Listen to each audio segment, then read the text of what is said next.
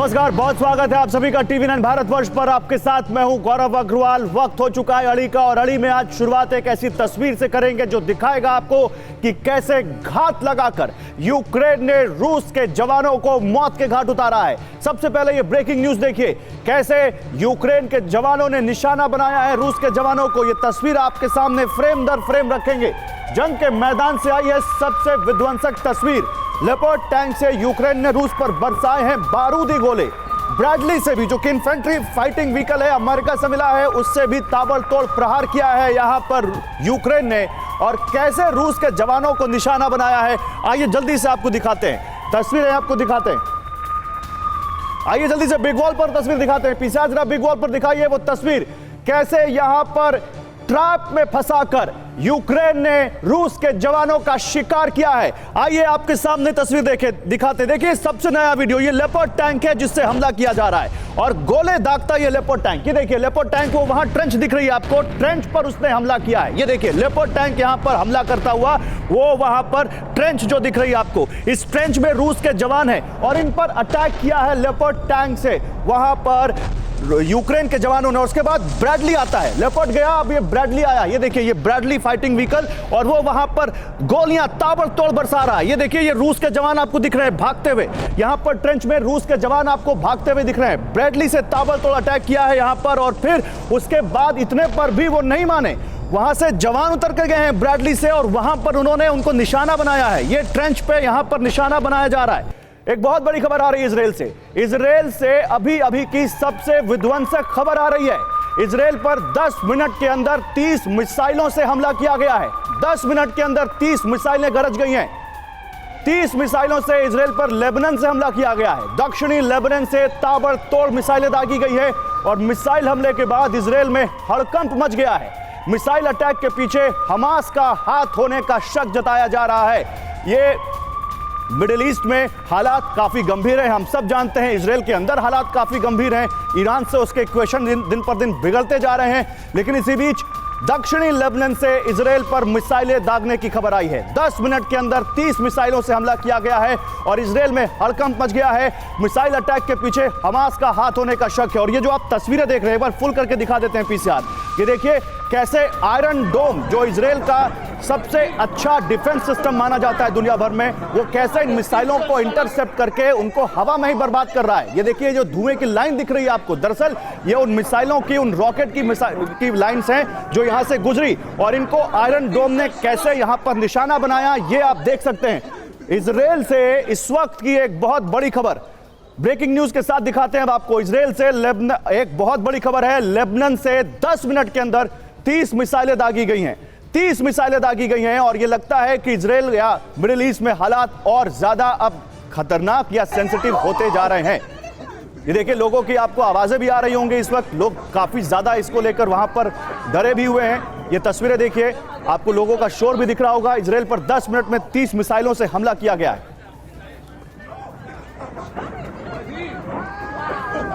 तो इजराइल पर 10 मिनट में 30 मिसाइलों से हमला। देखिए मेरे साथ इस पर बात करने के लिए कुछ खास मेहमान भी हैं। ये खबर हम आपको बता दें इस वक्त, और ये अभी अभी की खबर है, ये अभी अभी की खबर है जो हम आपको बता रहे हैं। देखिए मेरे साथ इस पर बात करने के लिए मेजर जनरल जीडी बख्शी जुड़ रहे हैं बस थोड़ी देर में।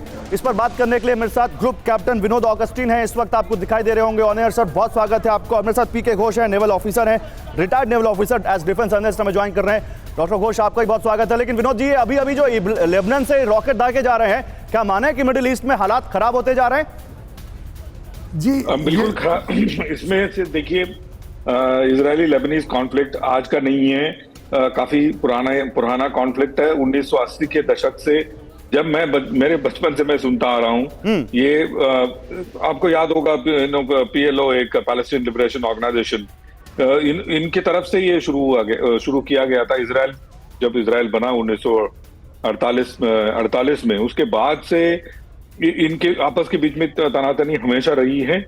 और हमें महत्वपूर्ण बात एज इंडियंस जो हमारा टेक अवे है वो है ये जो एंटी मिसाइल सिस्टम जो इजराइल ने लगाया हुआ है, ये बहुत ही कारगर एक सिस्टम है। एंड एक अनोखा और अपनी आंख में एक नायाब मैं इस पर बात करूंगा विनोद सर, लेकिन देखिए इसी बीच एक और बड़ी खबर आ रही है और वो खबर भी दिखानी बहुत जरूरी है। रॉकेट अटैक के बाद पूरे इजराइल में हाई अलर्ट इस वक्त है। पूरे इजराइल में हाई अलर्ट जारी कर दिया गया है। इजराइल में बज रहे हैं बैक टू बैक सायरन। इस वक्त की बहुत बड़ी खबर इजराइल से, इजराइल पर अटैक हुआ है। साउथ लेबनान से ये रॉकेट दागे गए हैं। 10 मिनट में 30 रॉकेट बैक टू बैक वहां पर आए हैं। सायरन बजाए जा रहे हैं। इजराइल में अलर्ट है। इस वक्त इजराइल में एयर स्पेस को बंद कर दिया गया है। इजराइल ने 2 मिसाइलों को हवा में ही ढेर कर दिया और आशंका है कि अभी और मिसाइल अटैक हो सकते हैं।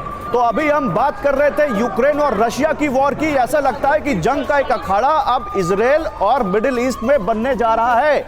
इस वक्त की बहुत बड़ी खबर जो आ रही है, जनरल बख्शी इस वक्त हमें ज्वाइन कर चुके हैं, उनको मिलाते हैं स्क्रीन पर। जनरल बख्शी, स्वागत है आपका। जनरल बख्शी, मुझे बताइए इजराइल में ये क्या हो रहा है, कैसे देखते हैं आप इसको? क्या एक वॉर वहां भी आप देख रहे हैं? नहीं, ये बहुत गंभीर डेवलपमेंट है। 30 मिसाइल्स हैं।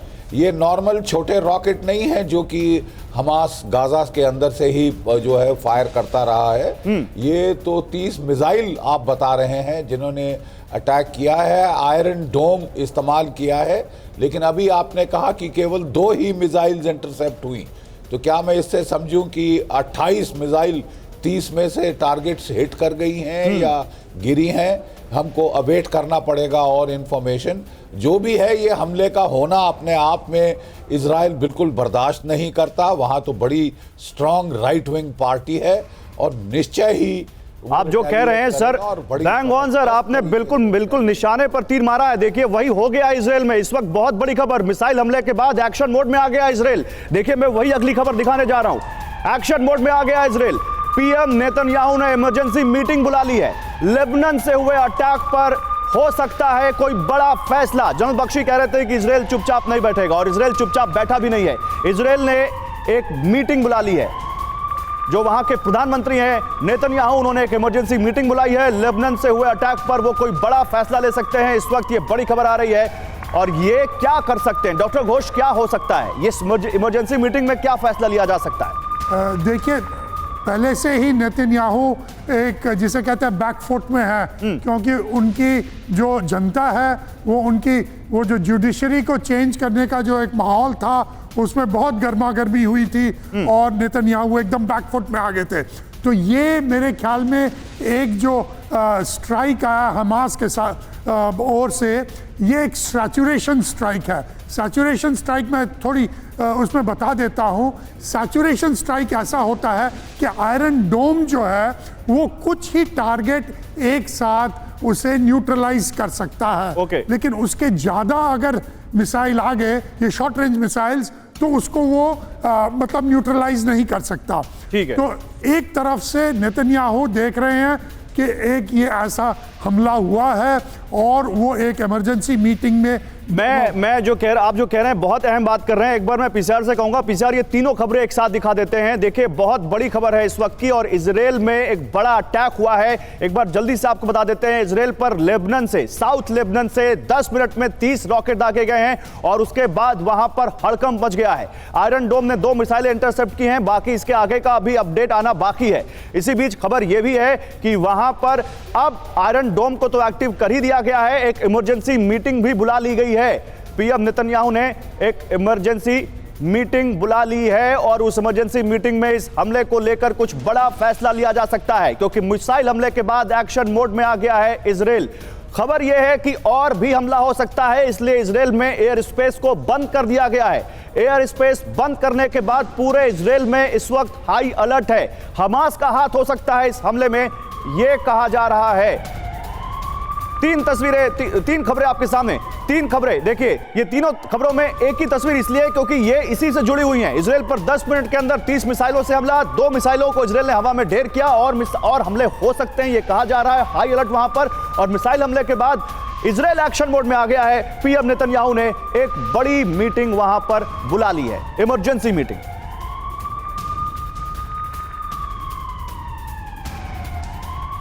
क्या है ये ट्रैप, किसने बिछाया है ये ट्रैप, कौन फंसने वाला है इस ट्रैप में, अब इसकी बात करते हैं। रूसी ठिकानों पर यूक्रेन का जबरदस्त हमला। देखिए सबसे पहले एक बड़ी खबर है, रूसी ठिकानों पर यूक्रेन ने जबरदस्त हमला किया है। आर्टिलरी से रूसी ठिकानों को निशाना बनाया है यूक्रेन ने। बॉर्डर से सिर्फ 1.3 किलोमीटर की दूरी पर थी रूसी सेना और उसको कैसे निशाना बनाया यूक्रेन ने तोपों से। ये देखिए, आर्टिलरी से हमला किया गया है रूसी ठिकानों पर और बिल्कुल दहला कर रख दिया यूक्रेन ने रूस के ठिकानों को। अवदीवका में यूक्रेनी टैंकों का विध्वंसक अटैक देखने को मिला है। अवदीवका में यूक्रेनी टैंकों का विध्वंसक अटैक। यूक्रेन के टैंकों ने रूसी ठिकानों को निशाना बनाया है। यूक्रेन की 53 मैकेनाइज्ड ब्रिगेड ने यह हमला किया है। नेटो का सदस्य बनने के बाद फिनलैंड का शक्ति प्रदर्शन। अब आप देखिए, फिनलैंड के तेवर आपको दिखाते हैं। जैसे ही नेटो का सदस्य बना है, उसने कैसे अपने पावर का शो ऑफ किया है। आर्टिलरी से गोले दागकर युद्धाभ्यास किया है फिनलैंड ने। फिनलैंड की सेना ने कई राउंड आर्टिलरी फायर किया है।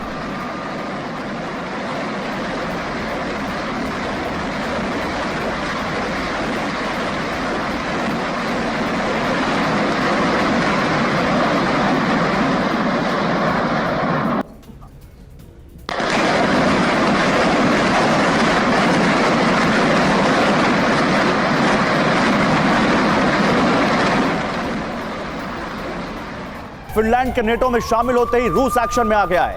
रूस ने क्या एक्शन शुरू किया, अब ये देखिए।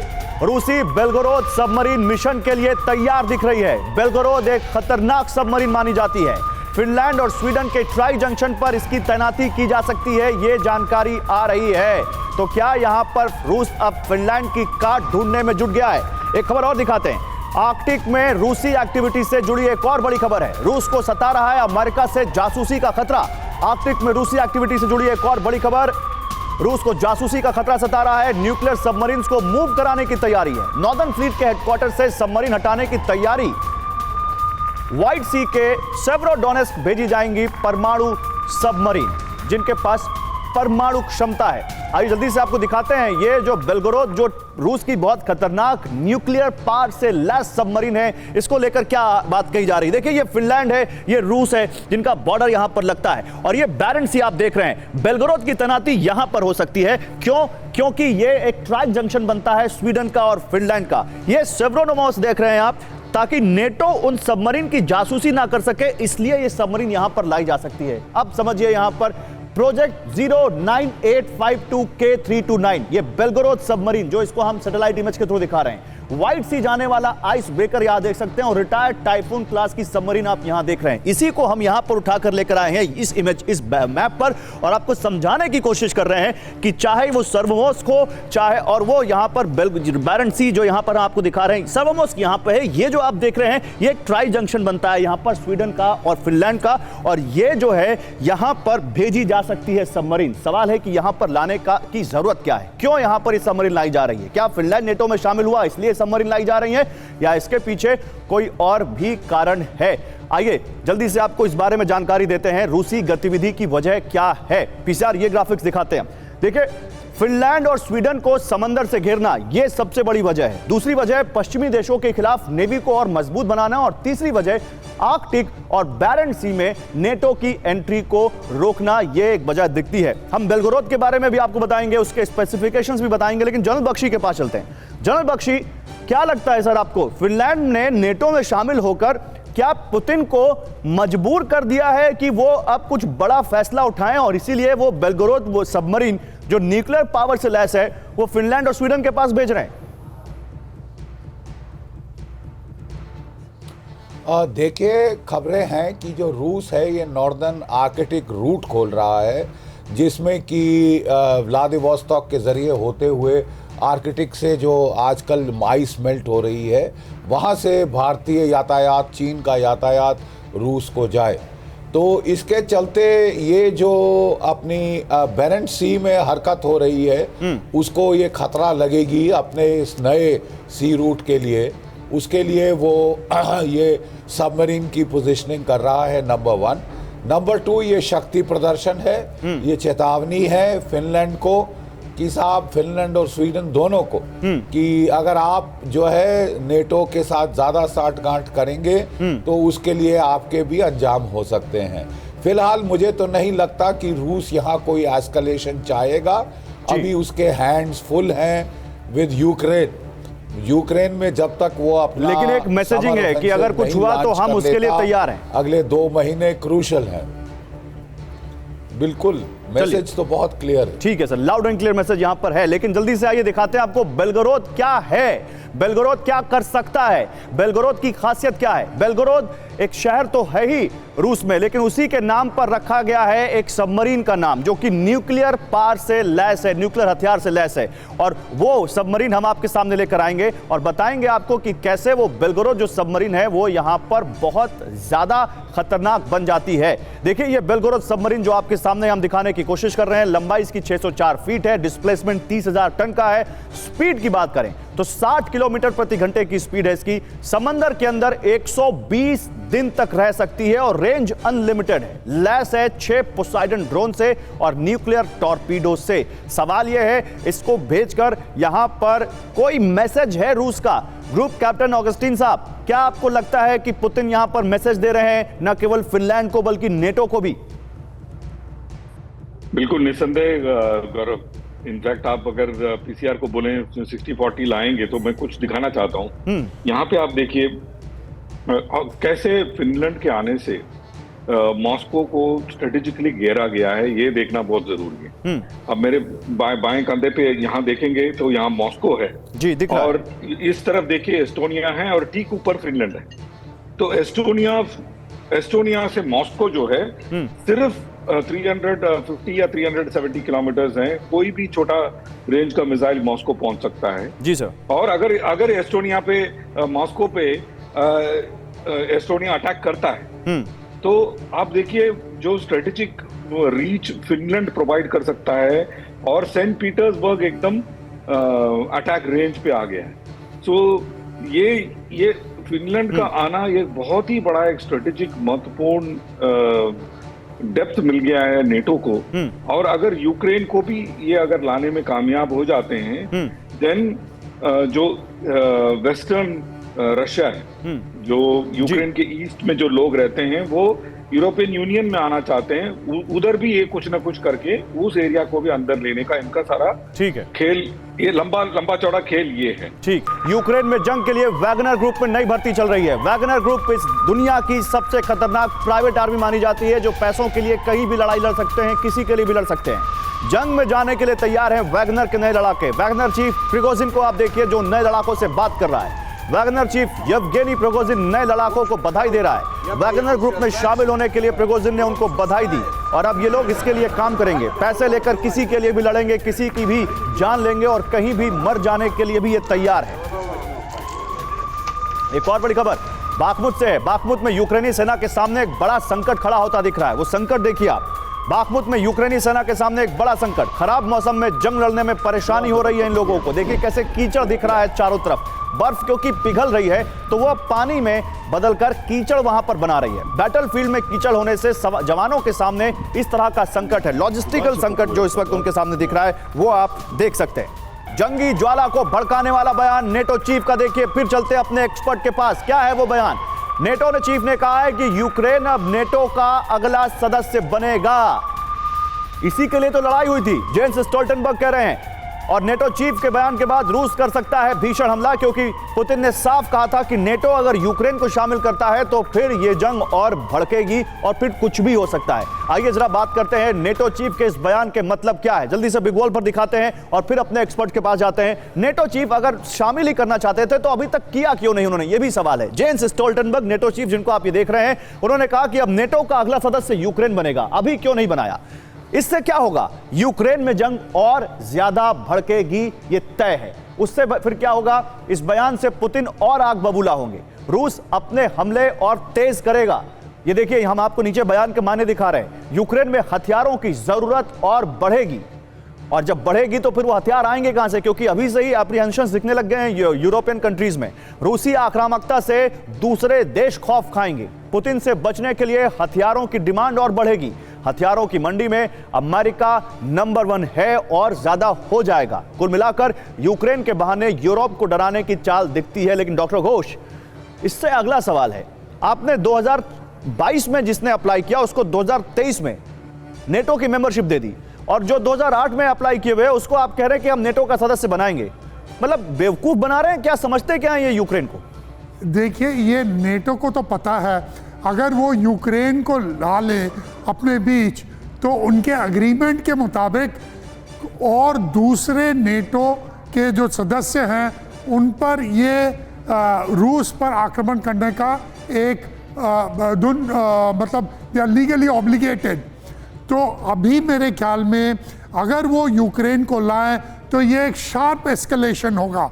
ऐसा नेटो नहीं करेगा और नेटो नहीं चाहता और उनके जो सदस्य हैं वो नहीं चाहते कि वो सीधे सीधे रूस के साथ भिड़ जाएं। तो ये जो है, ये जो एक स्टेटमेंट दिया है, मेरे ख्याल में ये इसका इतना महत्व नहीं है। लेकिन हाँ, उन्होंने फिनलैंड को ले लिया है और फिर स्वीडन को भी लेंगे, क्योंकि स्वीडन खाली तुर्की के ऑब्जेक्शन से नेटो में नहीं आ रहा है। तो ये एक बड़ी बात है। नहीं तो यूक्रेन पे तो हंगरी का भी ऑब्जेक्शन है और उसको तो आपने अभी तक कुछ ऐसा किया नहीं कि यूक्रेन को आप सही कह रहे हैं, कहीं ना कहीं यहाँ पर वो डुअल स्टैंडर्ड जरूर दिखता है। मैं यहाँ पर एक बड़ी खबर दिखाना चाहता हूँ। देखिए, क्रीमिया पर यूक्रेन की रणनीति का खुलासा हुआ है। ये खबर देखिए, पीएम ऑफिस के डेप्यूटी हेड एंड्री साइबिहा का दावा है। क्रीमिया पर यूक्रेन की रणनीति का बड़ा खुलासा, पीएम ऑफिस के डेप्यूटी हेड एंड्री साइबिहा का दावा। यूक्रेन रूस पर भारी पड़ा तो क्रीमिया पर बात होगी। क्रीमिया यूक्रेन का हिस्सा है, यूक्रेन उसे वापस लेकर रहेगा। यानी क्रीमिया राग अभी तक अलापा जा रहा है यूक्रेन की तरफ से। जेलेंस्की भी क्रीमिया लेने की बात कह चुके हैं। और क्या क्रीमिया ही वो वजह होगी जो वर्ल्ड वॉर करा देगी? क्योंकि पुतिन अभी तक यूक्रेन का जो हिस्सा जिसका उन्होंने एनेक्सेशन किया है और जिसको वो कह रहे हैं कि वो अब हमारा इलाका है, वो छोड़ने के लिए रेडी नहीं है। क्रीमिया क्या पुतिन छोड़ देंगे? ये सवाल है। देखिए, क्या है ये पीएम ऑफिस के डेप्यूटी हेड एंड्री साइबिहा के दावे का मतलब? जरा जल्दी से इस बारे में भी बात कर लेते हैं। जनरल बख्शी, क्या लगता है आपको, ये जो साइबिहा कह रहे हैं इसका कुछ मतलब आपको दिखता है? ये क्या क्रीमिया राग क्यों लाप रहा है यूक्रेन इतना? जंगल में ठिकाना बना। देखिए, ये काफी कुछ पॉस्चरिंग और प्रोपेगेंडा भी है। यूक्रेन बहुत देर से कह रहा है कि वो काउंटर ऑफेंसिव लॉन्च करेगा क्रीमिया को वापस लेने के लिए। जी सर। ये कह देना तो आसान है, मेरा ख्याल ट्रांसलेट करने में काफी दिक्कत पड़ेगी, क्योंकि रूस हाथ पे हाथ धरे बैठे तो नहीं रहेगा। पिछले साल आपको याद होगा, रूस ने 3 लाख रिजर्विस्ट मोबिलाइज किए थे। 1 लाख कोई 45,000 के ऊपर नए रिक्रूट उसने मोबिलाइज किए हैं जी। और जहां तक अंदेशा है, वो केवल इंतजार कर रहा है कि जो कीचड़ आप दिखा रहे थे वो जम जाए ताकि उसके टैंक्स हार्ड ग्राउंड पे ऑपरेट कर सकें। तो रूस अपना बड़ा जवाबी हमला करेगा, ठीक है। और यूक्रेन भी साथ साथ यही राग अलाप रहा है कि हम भी जवाबी हमला करेंगे। लेकिन जो मोबिलाइजेशन कंपैरेटिव है, अभी तक रूस का पलड़ा काफी भारी है उसमें। और दूसरा, एमुनेशन की भी कमी, हथियारों की कमी यूक्रेन के पास है।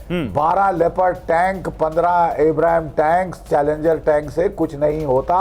वहां हजारों टैंक लड़ रहे हैं। बिल्कुल सही, हजारों टैंक्स वहां लड़ रहे हैं। वहां पे इतने छोटे पैमाने से कोई खास फर्क नहीं पड़ेगा। और अभी देखना है कि अगले 2 महीने बिल्कुल निर्णायक होंगे। बहुत बड़ी बात कह दी है अमेरिकी राजदूत के सामने पुतिन ने। मॉस्को में अमेरिकी राजदूत लिन ट्रेसी के सामने पुतिन ने कहा, यूक्रेन जंग के लिए अमेरिका जिम्मेदार। ये देखिए, अमेरिका की राजदूत जो वहां पर आई, उनके लिए जो सेरेमनी रखी गई, वहां पर उनके सामने पुतिन ने कह दिया, यूक्रेन जंग के लिए अमेरिका जिम्मेदार। लिन ट्रेसी के स्वागत समारोह में अमेरिका पर बुरी तरह भड़के पुतिन। और एक और बड़ी खबर पुतिन से जुड़ी हुई है। पुतिन ने मिडिल ईस्ट की कूटनीतिक पिच पर एक मास्टर स्ट्रोक मारा है। वो खबर देखिए, 10 साल बाद रूसी शिप एडमिरल गोर्शकोव सऊदी अरब पहुंचा। चीन, रूस, ईरान ने अमेरिका को घेरने की कोशिश की है। ये देखिए,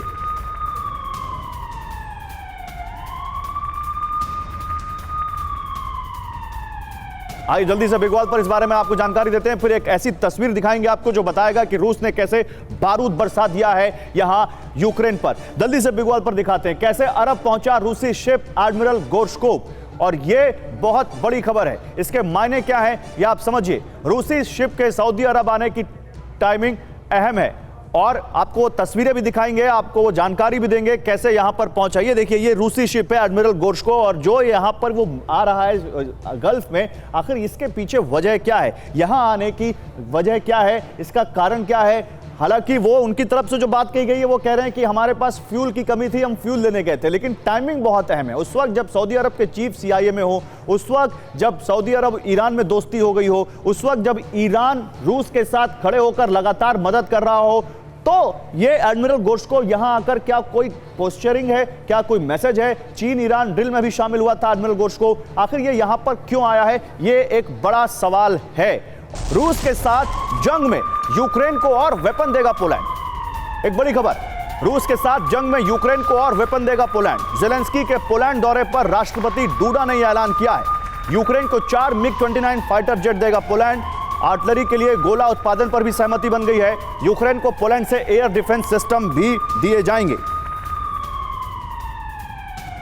पोलैंड से यूक्रेन को लगातार मदद मिल रही है। पोलैंड लगातार रूस के खिलाफ सख्त शब्दों का इस्तेमाल कर रहा है, लेकिन MiG-29 कितनी मदद करेंगे पोलैंड की। यूक्रेन को पोलैंड से हथियार मिल रहे हैं। आइए बिग वॉल पर इस बारे में बात करते हैं। आप देखिए, हम आपको उन तस्वीरों हथियारों की तस्वीर और उनकी जानकारी दे रहे हैं। ये MiG-29 फाइटर जेट हैं जो 4 आएंगे यूक्रेन, और यूक्रेन को इससे कितनी ताकत मिलेगी ये अभी समझते हैं। इसके बाद आप ये देखिए, 100 बख्तरबंद गाड़ियां और पोलैंड से आएंगी यूक्रेन। जेलेंस्की वहां पोलैंड गए और वहां से ये सब लेकर आ रहे हैं। ऑटोमेटिक मोर्टार उनको दिए जाएंगे जो पोलैंड से यूक्रेन आएंगे। 125 मिलीमीटर के टैंक राउंड जो है वो यहां पर उनको दिए जाएंगे, और एयर डिफेंस सिस्टम भी पोलैंड से यूक्रेन आएगा। ये जेलेंस्की और डूडा की बातचीत में ये सब तय हुआ है।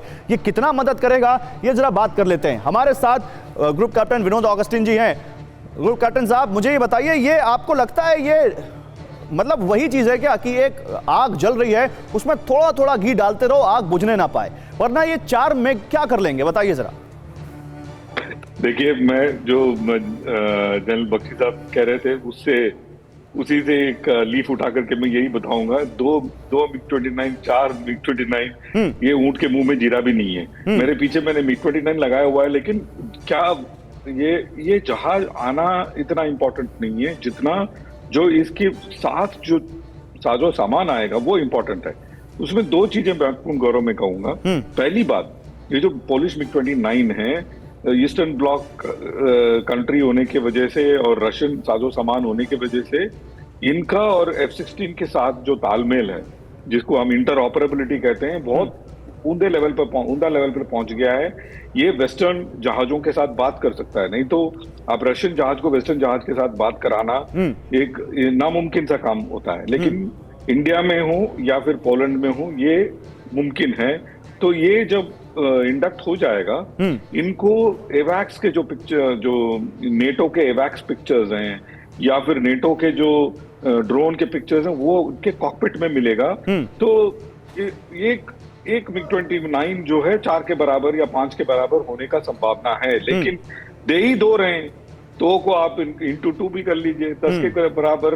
नहीं, मैं वही इसलिए पूछ रहा था कि ये मतलब सोची समझी चाल है क्या, 4 वहां से दिला दो, 4 यहां से दिला दो, 2 यहां से दिला दो, लेकिन एक स्क्वाड्रन भर के भी विमान न दो जिससे वो सामने उसके खड़े हो पाए। डॉक्टर घोष, क्या लगता है आपको? ये एक बात कहूंगा। अच्छा, एक मिनट उनकी बात पूरी हो जाए। जी जी, बात पूरी कीजिए। एक बात कहूंगा, जो पहले कभी अजीत साहब कहते हैं इसको लिक्विड ऑक्सीजन में डालो, लिक्विड इसको जीने ना दे और ऑक्सीजन इसको मरने ना दे।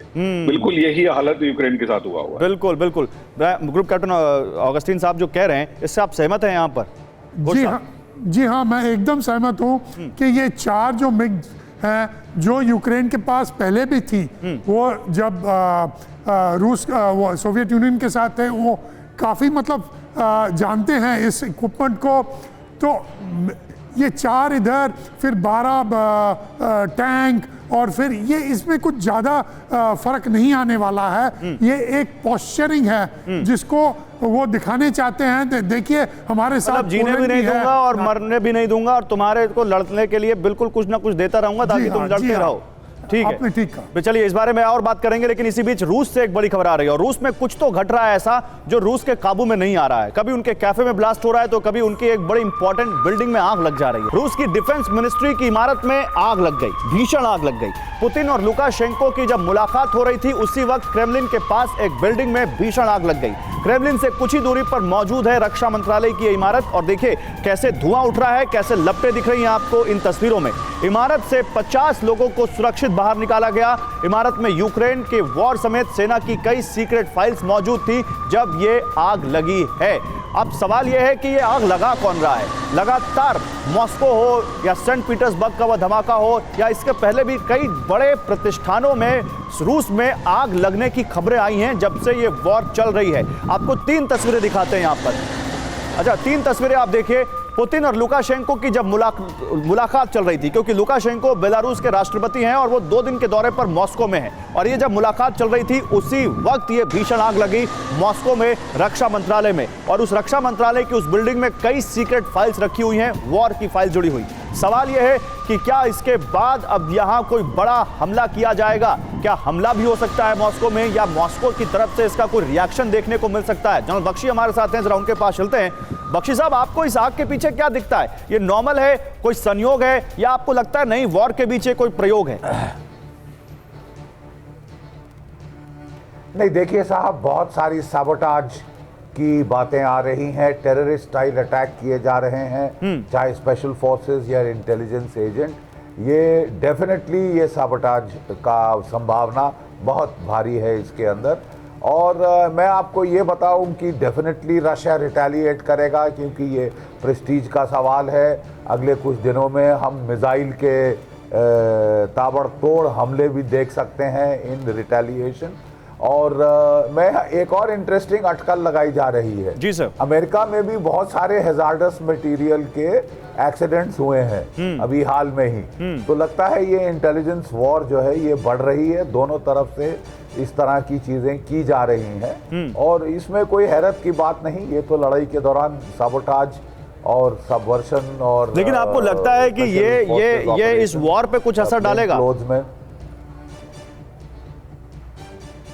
देखिए, बिकॉज प्रेस्टीज टारगेट आपने चुनी है ministry of defence, Russia definitely react करेगा और बड़ी विजिबल तरीके में रिएक्ट करेगा। मुझे तो लगता है यूक्रेन पे अभी आपको मिसाइल वेव्स अटैक आपको हो जाए तो बहुत बड़ी कोई हैरानी की बात नहीं हो। बड़ी बात कह रहे हैं आप सर, और ये होता है तो फिर जेलेंस्की को इसकी कीमत चुकानी पड़ेगी, आप कह रहे हैं। यूक्रेन में जॉर्जिया के सैनिकों का कहर देखने को मिल रहा है। रूसी ठिकानों पर मशीन गन से हमला किया है यहां पर जॉर्जिया के सैनिकों ने। जंग में यूक्रेन का साथ दे रहे हैं जॉर्जिया के सैनिक और रूसी ठिकानों पर उन्होंने मशीन गन से अटैक किया है। तो जॉर्जिया की तरफ से भी यहां यूक्रेन का साथ दिया जा रहा है और कैसे जॉर्जिया के सैनिकों ने मशीन गन से रूस के ठिकानों को निशाना बनाया, रूस के सैनिकों को निशाना बनाया, आप इन तस्वीरों में देख सकते हैं।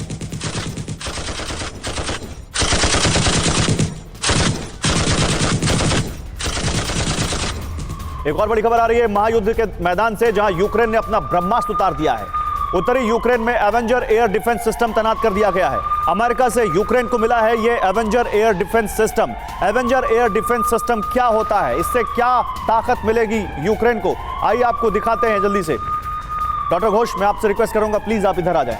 देखिए, हम आपको हमेशा की तरह अपने स्टूडियो में 3D ग्राफिक्स के जरिए ये दिखाते हैं कि आखिर ये जो डिफेंस सिस्टम है एवेंजर, ये क्या करता है, क्या खासियत है इसकी। आपके सामने देखिए, ये एक एयर डिफेंस सिस्टम है, यानी हवा से आ रहे हमले को ये नाकाम करेगा। इसका वजन करीब 4000 किलो का है, लंबाई इसकी 16 फीट से ज्यादा है, चौड़ाई 7.2 फीट है, ऊंचाई 8.8 फीट, रेंज इसकी 450 किलोमीटर के आसपास है और स्पीड इसकी 87 किलोमीटर प्रति घंटा है। डेफिनेटली ये मदद जरूर करेगा यहां पर यूक्रेन को। मैं जल्दी से एक छोटा सा कमेंट आपका चाहता हूं यहां पर डॉक्टर घोष, क्या इस तरह के हथियार भी यूक्रेन को बहुत मदद दे रहे हैं? जी हाँ, ऐसे एयर डिफेंस सिस्टम जो शॉर्ट रेंज और टैक्टिकल मिसाइल्स के लिए हैं वो काफ़ी इस्तेमाल भी करते हैं और सहायता भी करते हैं। लेकिन ये मतलब मीडियम रेंज मिसाइल्स के विरुद्ध कुछ इतना असरदार नहीं है। तो इनको ऑफ कोर्स इस्तेमाल करते हैं यूक्रेनियन वाले। ठीक है, ग्रुप कैप्टन विनोद ऑगस्टिन, आपका क्या व्यू है इस एवेंजर पर?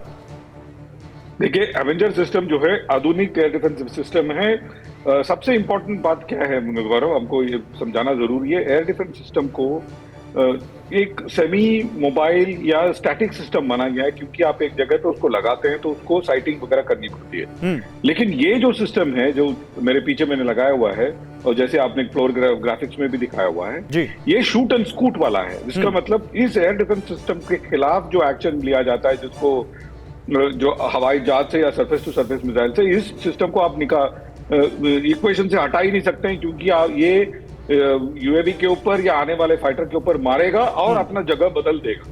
ठीक तो है। आप इसको पिन पॉइंट नहीं कर सकते। इसकी जो सर्वाइवेबिलिटी बहुत अच्छी है, range medium range, in fact anti तो क्या ये माने जनरल बख्शी, सॉरी मैं आपके पास आता हूं, समय कम है। जनरल बख्शी, क्या ये माने यही वो हथियार हैं, चाहे वो लेपर्ड हो चाहे ये एवेंजर हो, जिन्होंने यूक्रेन को इस वॉर में इतने समय तक टिकाया हुआ है? क्योंकि अगर मिलिट्री पावर की बात करें तो कोई कंपैरिजन तो यूक्रेन और रूस का हो नहीं सकता। नहीं, देखिए, जहां तक ये लड़ाई ने क्यों ऐसा रुख लिया है, मैं समझता हूं कि रूस ने पहले बहुत अंडर एस्टिमेट किया था यूक्रेन की पावर को। 1.5 लाख की फौज के साथ उन्होंने कोई 4.5 लाख की यूक्रेन की फौज पे हमला किया है। लेसन लर्न ये है कि चाहे जितनी भी टेक्नोलॉजी आपके पास हो, मैन पावर अगर आप बिल्कुल ही शू स्ट्रिंग पे रखेंगे तो तकलीफ आपको होगी। ठीक है। रूस को तकलीफ हुई और पिछले सितंबर उसको मोबिलाइजेशन करने पे मजबूर हो गया। ठीक है। अब मेरे ख्याल उसका पलड़ा भारी पड़ेगा, क्योंकि मैन पावर भी है, टेक्नोलॉजी भी है उसके पास। ये सारे जो हथियार हैं, इनमें से कोई मुझे बड़ा सीरियस गेम चेंजर नहीं दिखता। भारतीय सेना के पराक्रम का ये वीडियो, ये तस्वीरें अंडमान और निकोबार द्वीप समूह की हैं। देखिए, ये भारतीय सेना के शत्रुजीत ब्रिगेड के जवान हैं जो यहां पर हवा से जमीन में कूदने का अभ्यास कर रहे हैं। और जिस देश के पास इस तरह के जाबाज हो, सोचिए वो देश कैसे अपने जवानों पर गर्व ना करे। ये अंडमान और निकोबार द्वीप समूह पर भारतीय सेना की शत्रुजीत ब्रिगेड के जवानों को आप देख रहे हैं पैरा जंपिंग करते हुए।